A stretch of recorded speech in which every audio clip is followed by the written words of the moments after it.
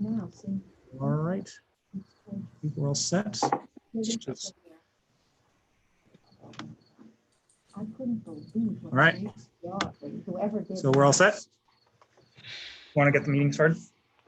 Okay, so we'll call the meeting to order, and it appears we have a quorum. Only Saran Pine is missing, and I believe she's taken a couple of weeks off here.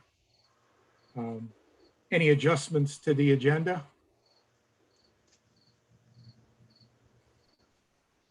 Hearing none, we'll move on. There were no meeting minutes issued for this meeting, so there's for the previous meeting. Is that just because I can't remember, Max, is that because you didn't get to them or because it was executive session? I was busy for the week we did have the meeting, and then last week I was on vacation, so I didn't get to the minutes. Okay. So I'll have them ready by next meeting. So we'll have 2 sets of minutes to approve next meeting. Yep. Any citizen comments? Phone out, just so I have the chat on this. It does not appear we have any privates or any Waldoboro citizens on the line. The 2 other folks that are on a line are from Volunteers of America. Mhm. Okay, we'll move on to the next agenda item then. Under old business, there was no old business listed. Just confirm with everybody that that's correct. Does anybody know that we have any old business to? Okay, so we'll move on to new business, which are 2 items: a discussion of the federal rules for elderly housing, and also a discussion about historical districts or historic structures, buildings, specifically historical districts. So I open it up for discussion about federal rules on elderly housing. I believe we were going to have somebody investigate that and provide a report. I don't know if I have a report, but I do have some comments. I'll start off with, I was reading in the Diocese of Portland had in their publication had a advertisement from the Stella Maris House in Rockland, which is associated with Brendan Navigator Parish. And it says, accepting applications, 1 in studio apartments, 1 bedroom and studio, housing for the elderly, 62 years and older, or physically handicapped. And then talks about the rent's 30% of income, gives the income limits for 1 and 2 people. And what occurred to me then is I then was speaking to somebody that has a lot of familiarity, a little bit of datedness about these programs. The part I want to talk about now is we might discuss as well an executive session, but I want to discuss it outside of that first. It appears now that in some, I think in Portland, there's a project where people said to a project that it was thought to be only for elderly, that the ADA applied, and therefore people that were handicapped could be part of it, even if they weren't elderly. And without belaboring this, I just think as a point, we need to have an expert.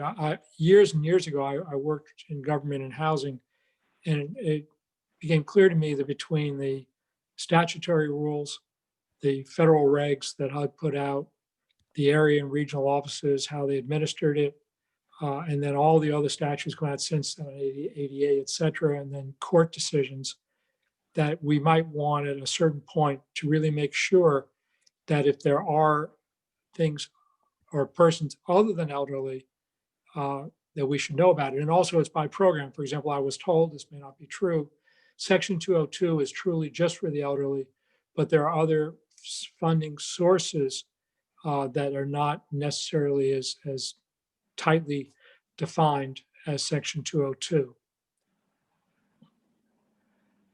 So since I don't have the expertise, I'm just suggesting that at some point we, independent of anybody who's talking to us, that we independently know what the rules of the road are for these various programs.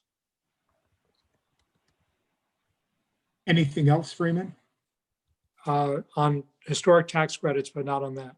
Okay, so comments on Freeman's discussion point?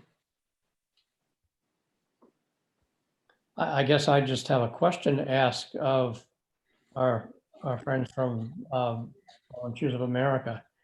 Could you give a guesstimate regarding the number of disabled folks who live in the housing that you provide and draw a parallel between what you now have and what we might have here?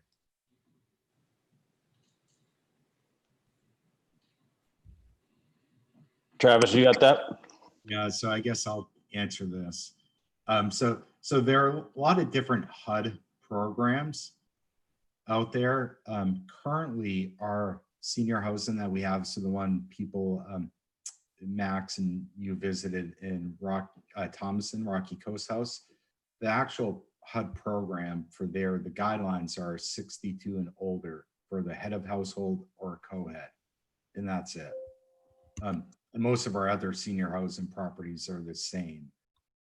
We do own one Section 8 property in Old Town that we bought from another owner where that's a Section 8 property that is 62 and older and or disabled for a select percentage of the unit. So I think it's like 10% of the units there that we have to have open to individuals with a disability.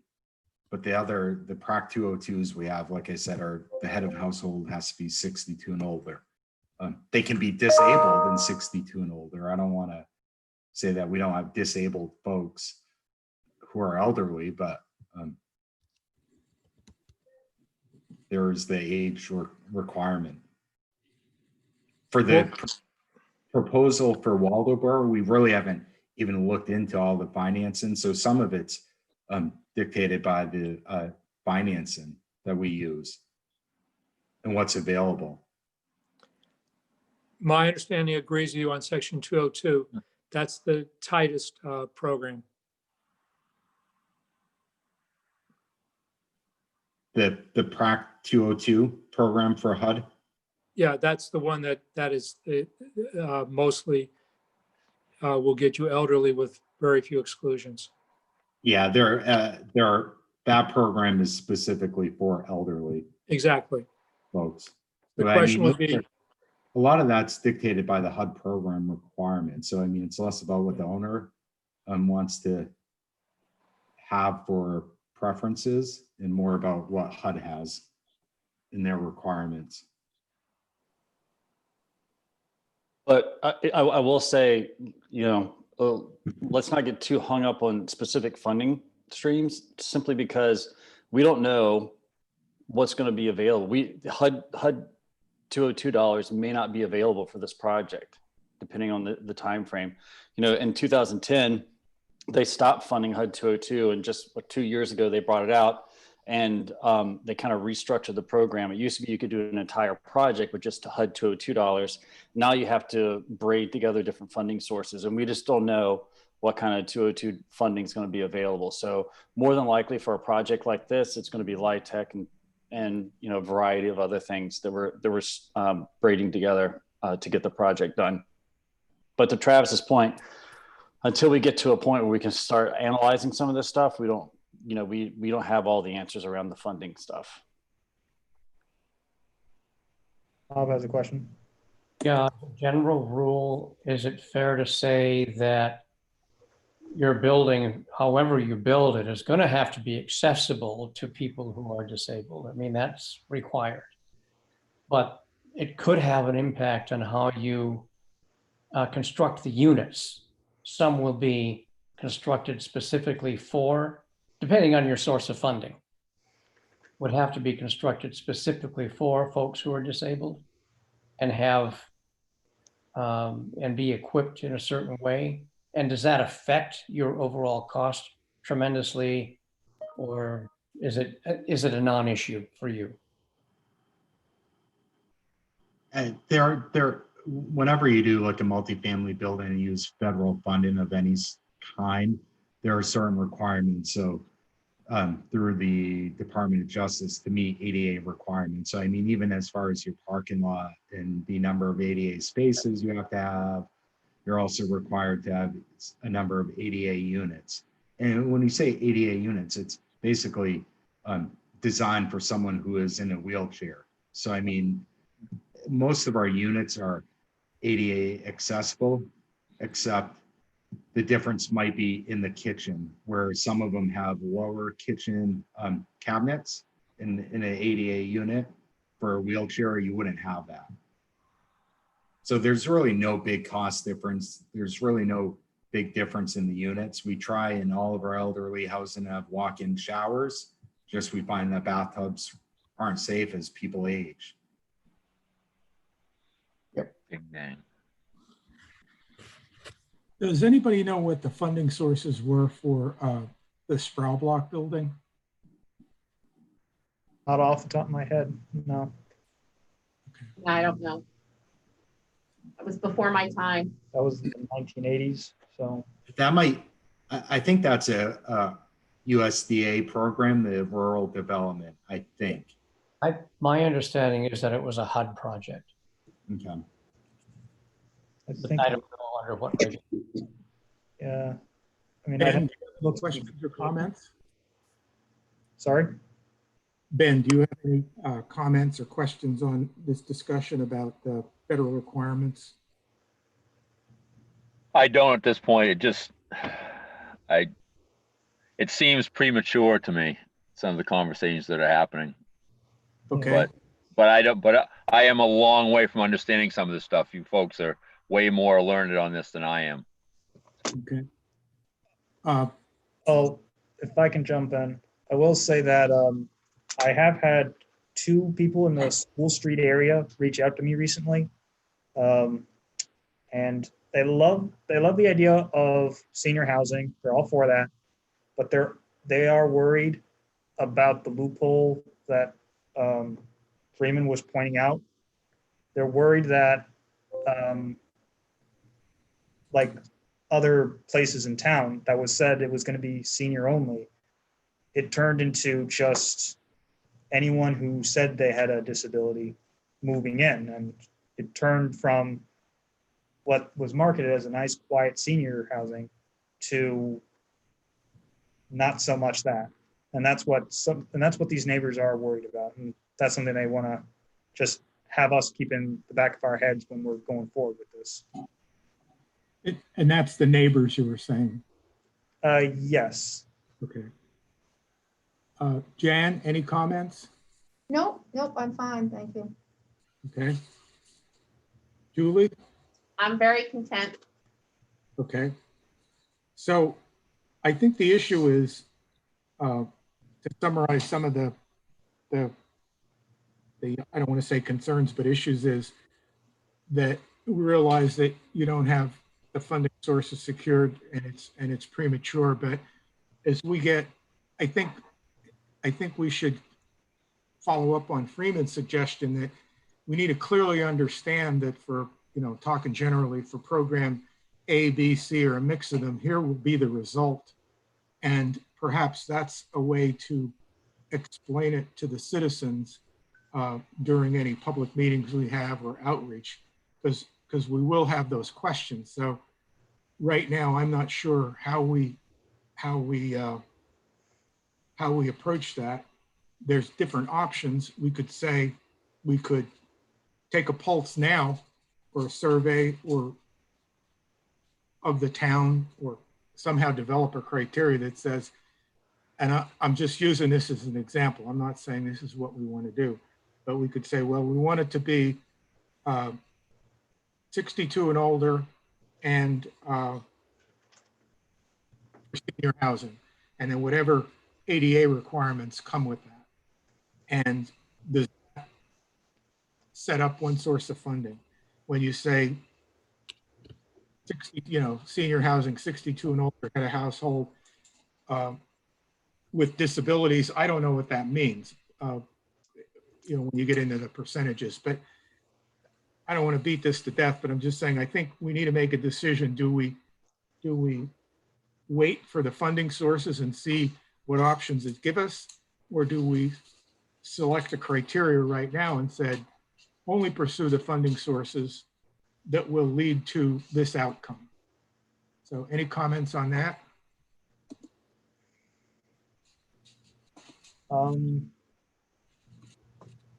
As I said, I think based on what the neighbors have said, they would appreciate it being senior housing. But I think as Ben, Brian, Travis has said, it is very early right now to determine that. And it might not a 100% be for senior housing. The financing is something that does come later on. So unless Brian or Travis, I misjudged what you were stating. No, I think, yeah, I think to Ben's point, it's a little bit early in that discussion. You know, our intent with all of this is to have this a purely senior housing facility. If some of the funding dollars do require us to have, you know, individuals who are disabled, then, you know, we can have that discussion at that time. But I think that, you know, yeah, I just think it's really, really early on. Until we get a little further down the road and understanding, you know, is the town committed to this project? You know, we're basically presenting a concept for you guys and something that we want to talk with town folks about and get them excited about. It is not our intent to say we're going to do a senior housing project and then have workforce housing on that spot. We're going to go after funding sources to support the type of project that we're trying to put together. And that's primarily senior housing? It is senior housing. Okay. Okay. Any Something. Ben wants to talk. Ben? I really like what I can't keep all the names. I would think it was Travis just spoke. I like what he had to say. I think where the focus is on senior housing. If some of the seniors are disabled, my parents are in senior housing and they happen to end up in an ADA apartment. I think if the goal is senior housing, I trust that that's where that will go. And as a neighbor, I just rooting for this building to come to some positive use. So anyway, that's all I get to say. Thank you. Bob? I second what Ben just said. And I think if we draft the warrant article and review it with Volunteers of America to make sure we're absolutely all on the same page, we shouldn't have a problem with this. Right. I know the funding God knows what the funding will be at the end of the day, but as long as our intent is clearly stated, I think we've created a pathway for ourselves. Okay. Any other comments on this topic? I agree with Bob and Ben. Okay. Shall we then move on to a discussion about historic districts? Who wants to lead that one off?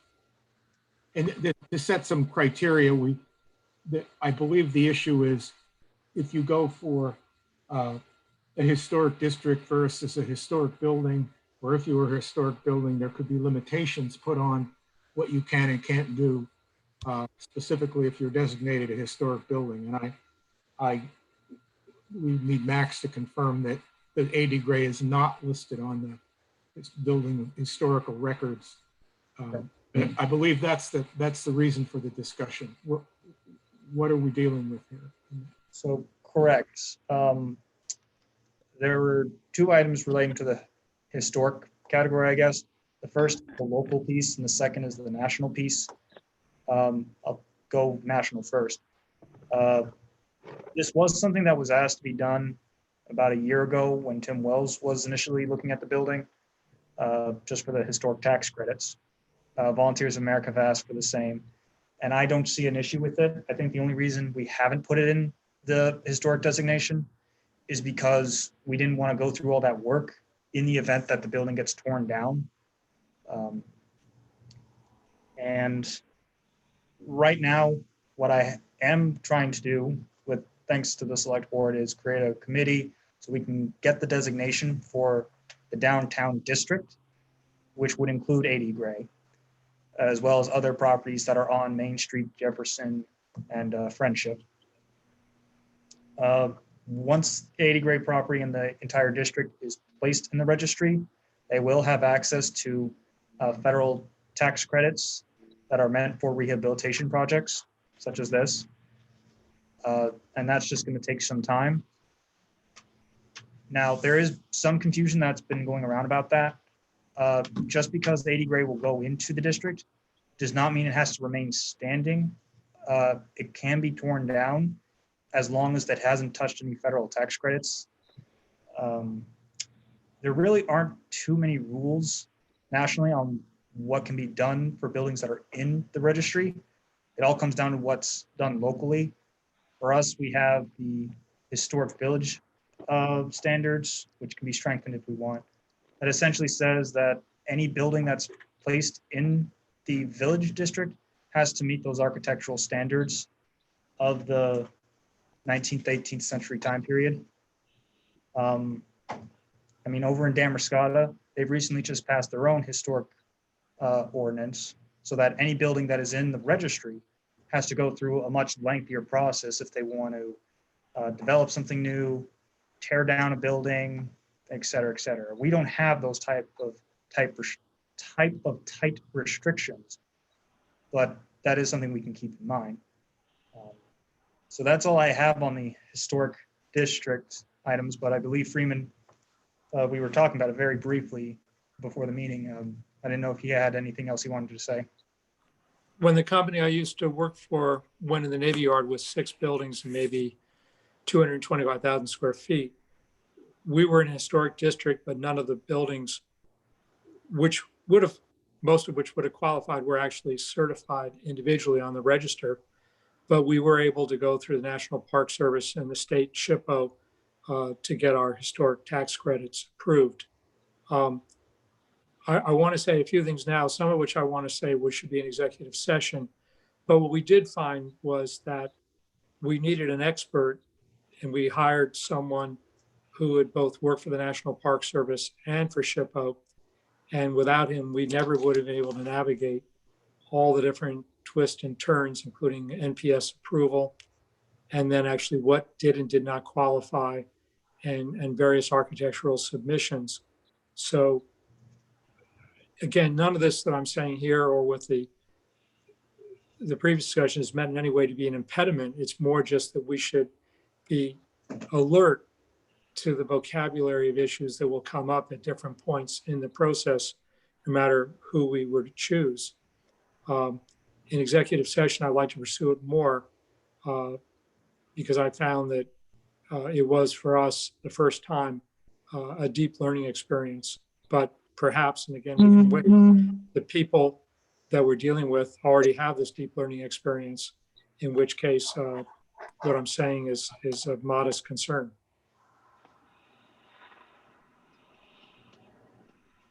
But I would add that if, the numbers involved in tax credits are very, very important for the ROI or for the feasibility of these various projects.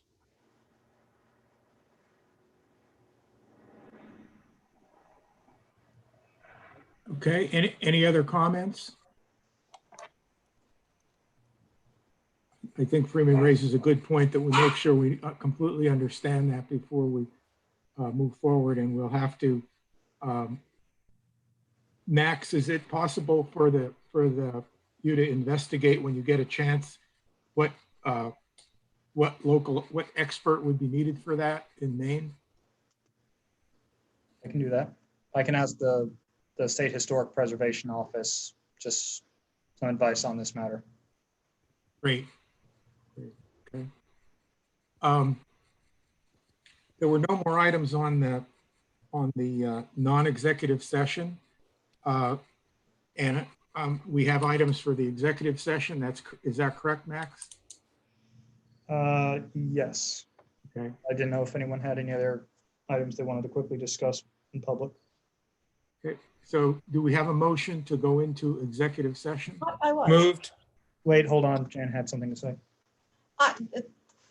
I just wanted to mention this. I was in Augusta yesterday and went by the old Coney High School that I've known for over 50 years. Is now Coney Senior Center or Senior Housing or whatever it is there.